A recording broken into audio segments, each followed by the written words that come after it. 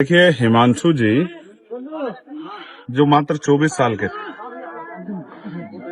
BSF के जवान थे। आज हम लोग उनकी अंतिम यात्रा में शामिल हुए हैं। ऑन ड्यूटी वो देश सेवा में उन्होंने अपने प्राणों का बलिदान दिया। हम उनके इस बलिदान को नमन करते हैं। और जो परिवार है,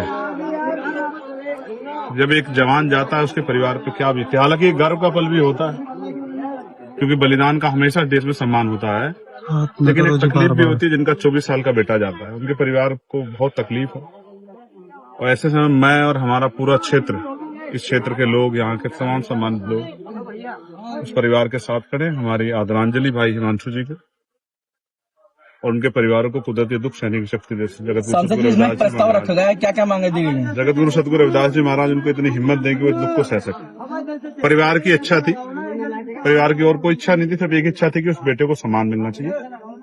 गांव के लोगों ने उस सम्मान को, उस दर्द को समझा, क्योंकि ये एक परिवार का बेटा नहीं, पूरे क्षेत्र का बेटा है, देश का बेटा है। तो प्रस्ताव हो गया, एक शानदार स्मारक जो है भाई हिमांशु जी की याद में हम लोग यहाँ बनवाएंगे। हमने यहाँ अधिकारियों से बात की और यहाँ पर्याप्त उस तरह की जगह है जिसपे एक जो है, एक बेटे को जिसने देश के लिए बलिदान दिया उसको सम्मान मिलना चाहिए। मैं अपनी तरफ से पूरी, हाँ वो उनका राइट्स है, मृतक आश्रित की जो नौकरी है वो उनका राइट है, वो उनको मिलेगी। ऐसा अधिकारियों से हमारी बातचीत हुई। और कोई भी अगर कहीं कमी आएगी तो अभी चंद्रशेखर है, उसमें ज्यादा सोचने की जरूरत किसी को नहीं। किसी भी तरह की, हर तरह की उनकी मदद के लिए, उनकी आवाज उठाने के लिए यहाँ सक्षम नेतृत्व है। उनके आंसू नहीं बहेंगे, ये मेरा आप लोगों को विश्वास बात है। समय हो गया, लेट हो गया, क्या वजह है? लेट ये हुआ कि कुछ मिसअंडरस्टैंडिंग थी, उसमें थोड़ा समय लगा। हालांकि बाद में सब लोगों ने उस पर सहमति जाहिर की, अधिकारियों ने भी।